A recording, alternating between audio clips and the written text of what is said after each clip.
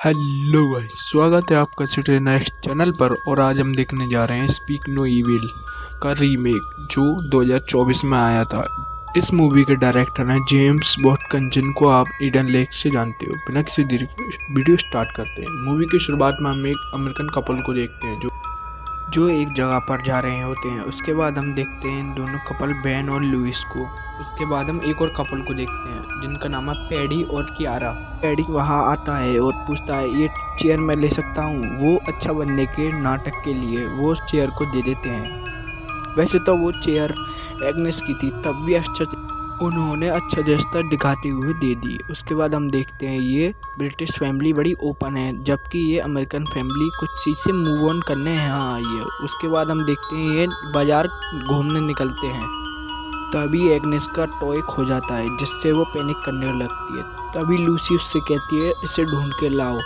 Ben उसको ढूंढने जाता है, मगर वो हर जगह ढूंढता है, उसकी ढूंढते ढूंढते हालत ख़राब हो जाती है।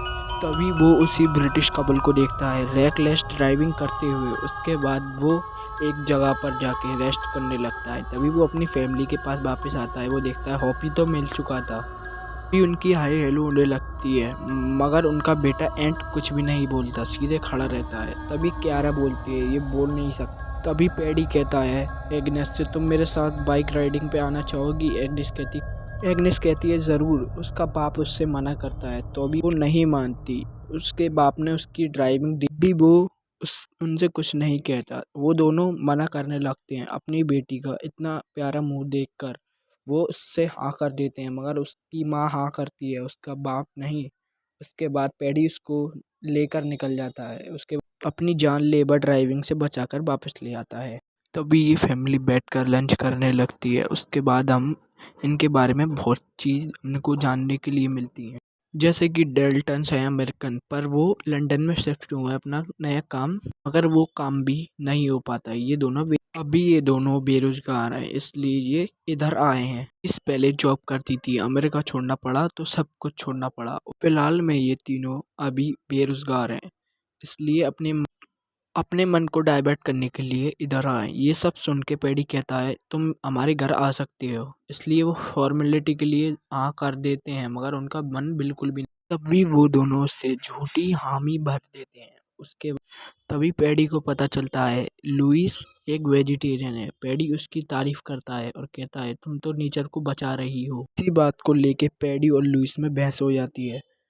तभी एग्नेस कहती है मैं एंट के साथ खेलने जाऊं। वो दोनों फैमिली अलाउड कर देती हैं। उसके बाद तभी पैडी कहता है मेरा भी एक बुरा टाइम था, मेरे को कियारा ने संभाला। उसके बाद हम देखते हैं डिनर पे भी ये फैमिली बहुत मज़े कर रही होती है। ये दोनों फैमिली आपस में बहुत अच्छा टाइम गुजारती हैं। उसके बाद ये डेल्टन्स अपने घर आकर वही अपनी नॉर्मल दिनचर्या में ढल जाते हैं, क्योंकि इन पे कोई काम नहीं है।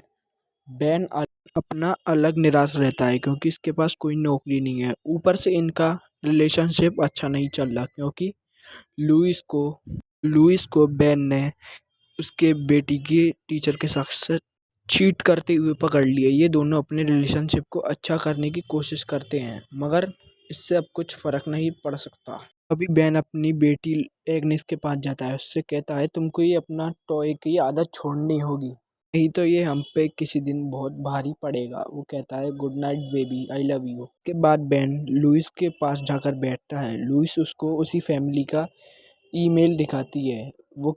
देखो इस फैमिली ने एक ईमेल भेजा है, जिसको वो पढ़ता चलता है एंट एग्नेस को बड़ा मिस कर रहा था। तभी वो दोनों डिसाइड करते हैं इस फैमिली के घर जाने के। वो निकल जाते हैं उनके घर के लिए। उनको ड्राइव करते करते रात हो जाती है और वो गाड़ी चलाते रहते हैं। उसके बाद लुइस के फ़ोन के सिग्नल भी चले जाते हैं। फिर भी डेल्टन्स उनका घर ढूंढ लेते हैं और बड़ी मुश्किल से उनके घर पहुंचते हैं। फिर एक फार्म सा दिखता है उनको, जिसमें वो अंदर चले, जिसके बाद वो अपनी गाड़ी पार्क करके घर के अंदर जाते हैं। तभी कियारा उनको उनके रूम दिखाने के लिए अपने साथ ले जाने लगती है।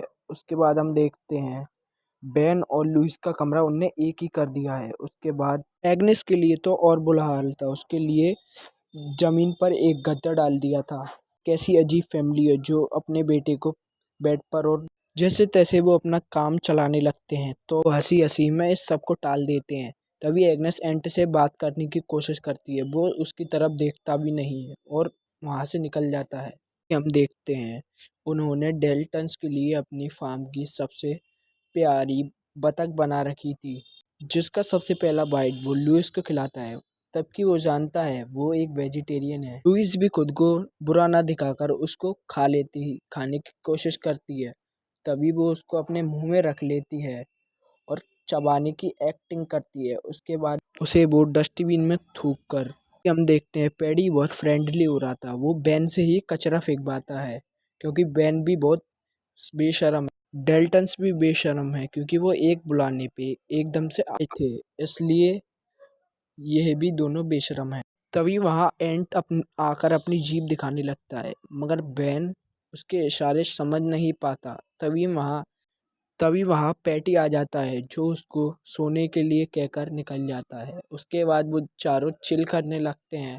तभी लूसी को एंट की रोने की आवाज़ आती है। उनसे कहता है अपने बच्चे को चुप कराओ। वो कहते हैं ये कभी कभार रोता है क्योंकि इसकी बीमारी के मार लिया, बीमारी है मगर चुप तो। खैर उसके बाद हम देखते हैं लुइस को जो देखती है ब्लैंकेट कितनी गंदी है। तभी बेन कहता है हम एक फार्म में रहने आए हैं लूसी, तुमको इतना एडजस्ट करना पड़ेगा। उसके बाद वो अपना टाइम स्पेंड करने की कोशिश करते हैं। तभी तभी वहाँ एग्नेस आ जाती है। वो उनके साथ सोने की कोशिश करती है मगर बेन उसको उसके कमरे में छोड़ आने की कहता है, मगर लूसी उसको अपने साथ सुला लेती है। अगली सुबह वो सब घूमने जाते हैं। तभी वो सब पहाड़ों पे जाते हैं जहाँ एक झूला होता है। एग्नेस को झूला झूलना था मगर झूले के सामने एंट अड़ के खड़ा था। उसके बाद लूसी उसको समझाने आती है मगर वो हटता नहीं है। तभी लूसी पैटी से कहती है, जिसके बाद पैटी उसको डांट के हटा देता है, डांट के अपने साथ ले आता है। तभी वो नहर में नहाने के लिए तैयार होते हैं। उसके बाद वो अपने कपड़े उतार देते हैं, कियारा और पैटी। उसके बाद हम देखते हैं कियारा की बॉडी पर ब्रूसेस पड़े, हमें पता है ये किसका काम है। उसके बाद वो सारे नहर में जंप लगा देते हैं। पैटी एंट को तैरने में मदद नहीं करता। वो कहता है मैंने भी ऐसी बुरी तरीके से तैरने की कोशिश कर रहा था मगर उसके बाद वो घर आते हैं और लूसी कहती है मेरे को घर जाना है। उसके बाद तभी वो दोनों बहस करने लगते हैं। तभी वहाँ कियारा आती है उनको डिनर के लिए इनवाइट करने। तभी लूसी सोचती है हम कितने गलत थे, इसलिए वो दोबारा रुकने का प्लान बना। तभी वो सब एक डाइनर पर डिनर करने के लिए जाने के लिए तैयार होते हैं। तभी वहाँ एक करीम नाम का आदमी आता है जो बच्चों की बेबी सिटिंग करेगा। उसी को ये पता होता तो वो कभी डिनर के लिए जाते ही नहीं, क्योंकि ये आदमी शक्ल थोड़ा अजीब आदमी है। तभी ये दोनों फैमिली डाइनर के लिए चल देते हैं। उसके बाद डाइनर में करते हुए खूब सारी बात करते हैं। तभी वहाँ वेटर आता है जिसका नाम था माइक, जो पैटी का फ्रेंड था। तभी फिर एक बार पैटी और लुइस में बहस होने लगती है मगर बेन उनसे कुछ नहीं कहता। फिर बेन माहौल ठंडा कर देता है। उधर हम देखते हैं एंट को जो एग्नेस को अपने बाप की घड़ियों की कलेक्शन दिखाता है। उसमें से वो एक स्पेसिफिक घड़ी उठाता है और उसके पीछे कुछ लिखा हुआ दिखाता है, मगर एग्नेस कुछ समझ नहीं पाती। उधर ड्रंक होने के बाद पैडी बड़ी अजीब सी बात करने, जैसे कि माँ बाप तुम्हें हमेशा के लिए बर्बाद कर सकते हैं, टाइम रहते ही भाग जाओ और खुद कभी बच्चे पैदा मत करो। वो कहता है मैं भी बर्बाद था मगर मुझे कियारा मिल गई। वो कहता है इसी ने मुझे संभाला, हम दोनों को एक साथ 17 साल हो चुके हैं। तभी लुइस हैरान हो गई क्योंकि कियारा तो बहुत यंग है, साल पहले इससे मिली थी तो ये अडल्ट तो नहीं होगी, ये अंडर एज थी। तभी कियारा ये भी बताती है कि मैंने अपने माँ बाप को तो कभी देखा ही नहीं। तभी कियारा और वो नोटी चीजें करने लगे। तभी माहौल आपी के उन्होंने नाच गाना किया।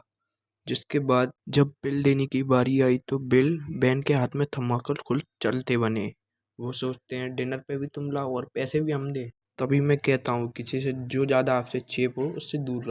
उधर एंट और एग्नेस अपने रूम में सोने के लिए जा चुके थे मगर सोने की जगह एंट अपने उसको ब्रूसेस दिखाने लगता है। तभी वहाँ कियारा आ जाती है। उसको देखकर वो अपने बेड में सो जाता है। ये वो जल्दी से लेट गया। नीचे पैडी अपनी घड़ियों का कलेक्शन देख रहा था। उसको लगता है कुछ न कुछ तो किसी ने छेड़ाछाड़ी करी है मगर वो कुछ कहता नहीं है। उधर लुइस ने बेन के साथ अजीब सा मजाक करती है जिससे बेन बिल्कुल खुश नहीं, क्योंकि डाइनर में ही इसने कुछ ऐसा ही बोला था पर बेन तब चुप रह गया था क्योंकि इनका रिलेशनशिप बहुत सफ़र कर रहा है, इसलिए इन्होंने बेटे की टीचर के साथ सेक्सटिंग करते हुए पकड़ी गई थी, इसलिए आर्गुमेंट कर रहे थे। लुइस इसमें भी कह रही थी तेरी गलती है सब। तभी ये दोनों अपनी लड़ाई को सुलझा लेते हैं, वो दोनों सुलह कर लेते हैं। फिर हम देखते हैं पैडी जो उनको झांक रहा होता है। उसके बाद लुइस सो जाती है, फिर वो उठती है और देखती है वो अपनी बेटी एग्नेस को चेक करने के लिए उसके कमरे में जाती है, तो देखती है एग्नेस तो उधर नहीं थी। फिर उसके बाद वो पैडी के कमरे में जाती है, तो देखते हैं तभी लुइस देखती है कि उसकी बेटी उनके साथ और दोनों आधे कपड़ों में सो रहे थे। तभी इस चीज को देखकर लूसी हैरान हो जाती है। वो अपनी बेटी को गोद में उठाकर अपने साथ ले जाती है।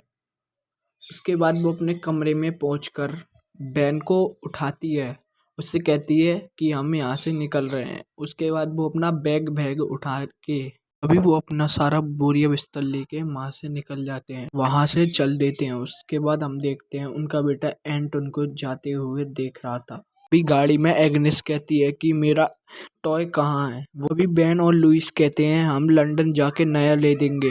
वो नहीं मानती। उसको ऐसे रोते देख बेन का मन धीरे धीरे पिघलने लगता है। उसके बाद वो अपनी गाड़ी मोड़ लेता है। वो गाड़ी मोड़कर दोबारा फार्म पे पहुंचते हैं। फार्म पे पहुंचकर वो उनसे कहता है तुम अंदर ही रहो, मैं आता हूँ। वो अंदर जाता तक वापस नहीं आता। उसके बाद लुइस अंदर जाती है तो देखती है उसका सामना पैटी से हो चुका था। पैटी पूछता है बेन से तुम बिना बताए हमें ऐसे छोड़ के क्यों गए। बेन तो कोई जवाब दे नहीं पाता। उसकी जगह लुइस कहती है तुमने एग्नेस को अपने बेड पे सुला रखा था। ये सुनकर तो पैडी भी शॉक में आ गया था। इसकी सफाई देती है क्यारा। वो कहती है हमारी एक बच्ची थी मैरी जो 12 हफ्ते की होते ही मर गई थी। वही ममता है जो मैं एग्नेस के लिए दिखा रही थी। एग्नेस को रोते हुए सुना तो वो अपने पास ले आई। कहती है लेकिन मैं माफ़ी मांगती हूँ। ये दोनों भी रीजन समझ गए तो रुक गए। फिर एग्नेस का टॉय भी मिल जाता है। हॉपी को एंट ने ढूंढा, इसलिए एग्नेस उससे और इम्प्रेस हो जाती। थोड़ी देर बाद वो दोनों बैठकर बाहर पेंटिंग करने लगे। उसी के मौके का फ़ायदा उठाते हुए एंट ने एक नोट लिख के एग्नेस को दे दिया, मगर एग्नेस उस नोट को समझ नहीं पाई क्योंकि वो डेनिश भाषा में लिखा हुआ। अभी वो देखता है क्यारा उसकी तरफ आ रही थी तो उसने उस नोट को पूरा निगल लिया। ने ये बात अपनी माँ को बताई तो लूसी कहती है हमको उससे काइंड रहना चाहिए। उधर पैडी और बेन हंटिंग करने गए थे मगर बेन गोली नहीं चला पाता। फिर पैडी उससे कहता है जो तुम्हारे बीच में कल रात को हुआ था वो मैंने सुन लिया था। तभी वो उसको एक ऐसी जगह लेके आता है जहाँ उन दोनों के अलावा कोई नहीं था और ना उनको कोई सुन सकता था। फिर उसके बाद वो दोनों घर पहुंचते हैं जहाँ खाना बनाने की तैयारी चल रही थी। तैयारी में ही लुइस का हाथ कट जाता है तो बेन बोला जरा पैडी देख लो, अच्छा है कि डॉक्टर घर में ही है। पैडी बोला मैं तो डॉक्टर नहीं हूँ। ये कहता है मैं तो नहीं हूँ डॉक्टर, तुमसे किसने कहा। ये सुनते ही उनके मुंह का रंग उड़ जाता है। वो कहता है एक अच्छा इम्प्रेशन छोड़ने के लिए ऐसे ही बोल देता हूँ, मैं तो कुछ भी नहीं करता। से उन दोनों के पास कोई शब्द नहीं थे। तभी पैडी कहता है मैं तो मजाक कर रहा था। फिर माहौल थोड़ा लाइट होता है। सभी लंच करने बैठे जिस बीच क्यारा एग्नेस पर ज़्यादा ध्यान देने लगी। फिर लुइस कहती है तुम मेरी बेटी को मत सिखाओ उसको क्या करना है। पैडी ने क्यारा से माफ़ी मंगवाई और क्यारा ने मांगी भी। पैडी ने लुइस से बोला तुमको भी सॉरी बोलना चाहिए। लुइस को बिना गलती के सॉरी बोलना पड़ा। उसके बाद आंट और एग्नेस अपनी डांस परफॉर्मेंस दिखाने लगे। फिर पैडी ने आंट को बीच में ही रोक दिया, वो ठीक से नहीं कर पा रहा था। फिर एंट ने दोबारा कोशिश करी, तब भी पैट्रिक ने उसको बीच में रोक दिया। फिर वो कहता है अबे तेरे पे डांस करना नहीं है। तीसरी बार में तो पैडी ने अपना अभी से नेचर दिखा दिया। वो कहता है एग्नेस को देख के कर भाई, एग्नेस को देख के, मगर वो नहीं कर पाता। फिर बेन कहता है अरे रहने दो भाई, ये तो बच्चे ही तो हैं। फिर एग्नेस डांस करने से मना कर देती है। उसके बाद पैट्रिक उनसे कहता है इसको करना होगा डांस। फिर लुइस मना कर देती है, कहती है इसको नहीं करना डांस। एंड दोबारा एग्नेस को भेज देता है तो अभी अच्छे से नहीं कर एंड अब भी नहीं कर पाता तो इससे परेशान होके पैटी उसकी तरफ एक मग फेंक देता है, जिसको देख के बेन भी डर जाता है और एंट भी रोने लगता है। फिर बेन कहता है, अरे रहने दो ही तो है, छोड़ो। फिर पैटी कहता है, अब तुम हमको क्यों सिखा रहे हो बच्चों को कैसे रखते हैं। लुइस कहती है, एंट रो रहा है, उसको शांत करवाओ। तभी पैटी उससे कहता है, एंट अपने कमरे में जा। तो वो उसको उसके कमरे में भगा देता है। तभी कियारा ने उसको संभाल लिया। उसके बाद ये तो डेल्टन्स के लिए बहुत ज़्यादा हो चुका था। वो पछता रहे थे, हमें यहाँ आना ही नहीं चाहिए था, आ गए और दोबारा नहीं आना चाहिए था। फिर लुइस कहती है, मुझे यहाँ से निकलना है। तो बेन कहता है, मैं थोड़ी सी कॉफ़ी पी लूँ, उसके बाद निकलेंगे। फिर वो कहती है, मुझे तो एकदम से जवाब देने लग जाते हो, पैडी के सामने तो तुम्हारी आवाज़ नहीं निकलती, तुम कुछ बोलते ही नहीं हो, पैडी ने इतना सब कुछ गलत कर दिया। तभी हम देखते हैं पैडी तो जाके सो चुका था। कियारा ने लुइस से रिक्वेस्ट करी कि पैडी के जागने से पहले मत जाना, नहीं तो पैडी मेरे और एंट के साथ अच्छा नहीं करेगा। फिर वो इस चीज़ का सारा गुस्सा हम पे निकालेगा। तभी मौका लगते ही एंट ने पैडी की जेब से चाबी निकाल ली। चुपचाप से चाबी निकालकर एग्नेस को अपने साथ ले जाता है खेलने के बहाने से और उससे कहता है, शांत रहना, मैं ज़रा इसका गेट खोलता हूँ। गेट का लॉक खोलकर वो अंदर जाता है और उसका बेसमेंट वाला दरवाज़ा खोलकर एग्नेस को अंदर लेके जाता है और उसको बहुत सारे टूरिस्टों की कलेक्शन दिखाता है, जिससे एग्नेस की भी रूह कांप जाती है। फिर वो उसको सारे सूटकेस और बहुत सारा फ़ोन, वॉलेट, ऐसा बहुत सामान उसके अंदर उन दोनों को देखने को मिलता है। एंट को तो पता था ये किन का है, मगर एग्नेस कहती है, इतना सामान ये तुम्हारी फैमिली लाई कहाँ से। उसके बाद वो उसको एक फ़ोटो की कलेक्शन दिखाने लगता है, जिसमें ये पैट्रिक और उसकी वाइफ अलग अलग फैमिली के साथ थे और अलग अलग नए नए बच्चों के साथ थे।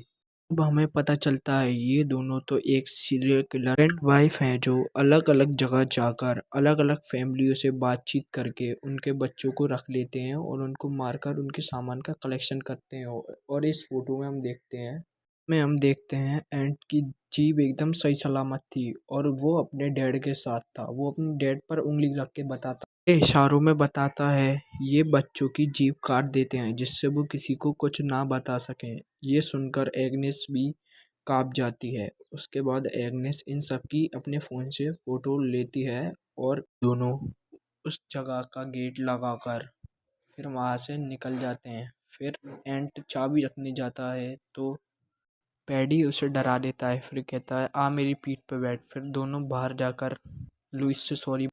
उसके बाद एग्नेस अपना दिमाग चलाती है। फिर वो अपने थाई से खून निकालकर अपनी माँ के पास जाती है और उससे बताती है, मेरे को पीरियड्स आ गए हैं। उसके बाद वो उसको कमरे में ले जाकर सब बात बता देती। इधर एंट पैडी को अच्छी तरीके से उलझाने की कोशिश करता है, मगर पैडी की नज़र चारों तरफ रहती है, जिससे वो पता लगा लेता है शायद से किसी ने छेड़खानी की है। उसके बाद लुइस बैंड को बुलाकर अंदर ले जाती है। फिर वो सब बात उसको बता देती है। फिर बैंड को कुछ अपनी सेफ्टी के लिए चीज़ ढूंढते हैं तो उनको एक कटर मिलता है। उसके हालत तो बहुत ख़राब थी, मगर वो दिखा नहीं सकते, इसलिए वो एग्नेस के पीरियड का बहाना बना के यहाँ से निकलेंगे। वो यही चीज़ बाहर जाके कियारा से कहते हैं और पैडी उससे कहता है, तुम जा सकते हो। तभी पैडी कहता है, तुम जा सकते हो। उसके बाद वो उनको इज्जत से बाहर छोड़ के आता है। तभी वो देखते हैं गाड़ी का टायर पंचर है। वो सोचते हैं कैसे भी करके यहाँ से निकले तो सही। तभी वो गाड़ी में बैठने लगते हैं। पैडी कहता है, तुम्हारे तो टायर पंचर है, मैं उसको फिक्स कर सकता हूँ। तभी वो बैन को गैराज में ले जाता है। हमको लगता है ये अटैक करेगा, मगर वो कुछ नहीं करता। उसके बाद तभी हम देखते हैं उसकी गैराज टूलों से भरी हुई थी। तभी वो उनकी गाड़ी ठीक कर देता है। उसके बाद भूल तो नहीं रही, वो कहता है, तुम्हारा टॉय ऊपर फंसा हुआ है। फिर एग्नेस उसको कुछ रिएक्शन नहीं देती, तो वो एक सीढ़ी लाकर बेन से कहता है, तुम लंबे हो, तुम निकाल सकते हो। जब बेन सीढ़ी पे चढ़ता है तो उसको वो मॉक करने लगता है। तब भी बेन अपने बेटी का टॉय निकालता है। पैटी कहता है, ये तो फटा हुआ है, मगर एग्नेस कोई रिएक्शन नहीं देती। उसके बाद वो झूठी के लिए गले मिलते हैं और वो लुइस से फ्लर्टिंग करने के बाद बेन कहता है तुम हमारे घर आ सकते हो। बेन उससे कहता है तुम हमारे घर लंदन आ सकते हो। तभी लुइस कहती है मगर हम तुमको एक साथ नहीं मिलेंगे क्योंकि हम जल्दी डिवोर्स लेने वाले हैं। और बेन का यहाँ बिहेवियर देख के तो वो कहती है हम डिवोर्स ले लेंगे और तुमको हम एक साथ नहीं मिलेंगे। फिर बेन एंट से कहता है तुम गेट खोलोगे क्या। तभी एंट भाग कर जाता है मगर पैट्रिक उसको रोक लेता है और गेट रिमोट से खोल देता है। उसके बाद वो ऑलमोस्ट निकल ही गए थे, तभी वो देखते हैं कि एंट को पैटी ने पानी में फेंक दिया था। तभी बेन गाड़ी रोकता है, फिर लुइस से कहता है ड्राइविंग सीट पर बैठो। तभी पैटी अभी भी उसको मॉक कर रहा है, वो कह रहा है ये अपनी परिवार की आज़ादी ले या इसको बचा। फिर बेन उससे कहता है तुम गाड़ी चलाओ।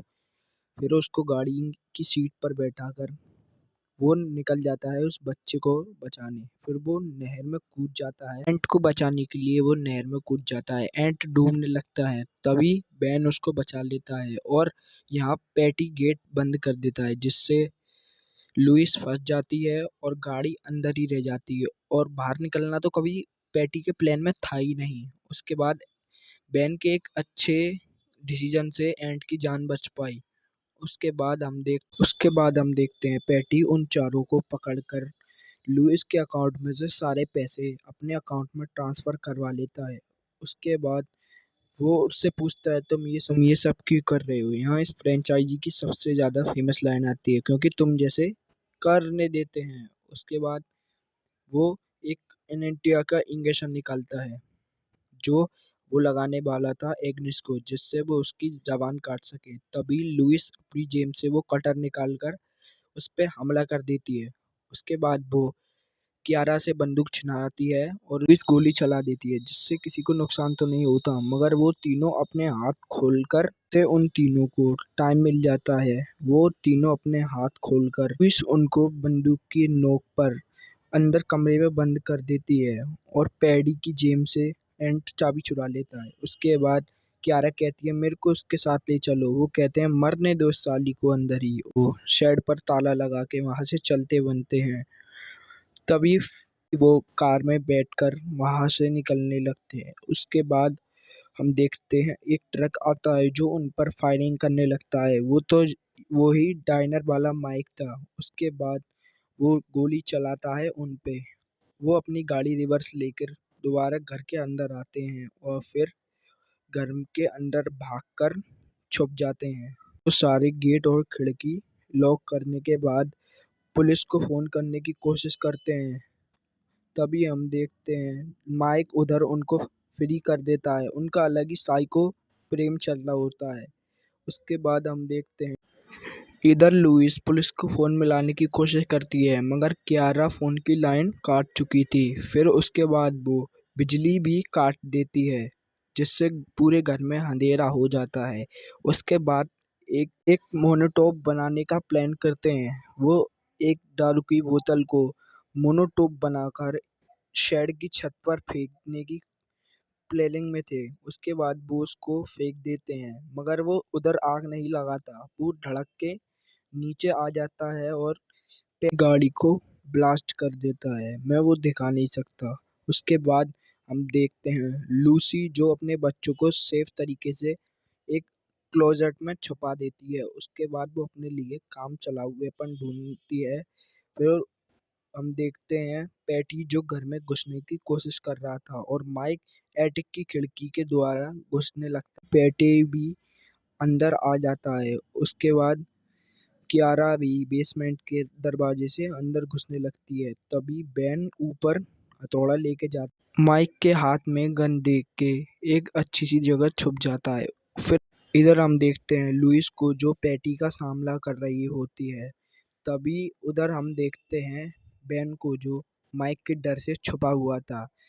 हाथ मिलते ही लुइस उसके ऊपर एसिड फेंक देती है जिससे पैटिक का तो खेल खत्म। उसके बाद वो वहां से निकलने लगते हैं जिनको माइक देख लेता है। तभी बेन और माइक में फाइट होती है।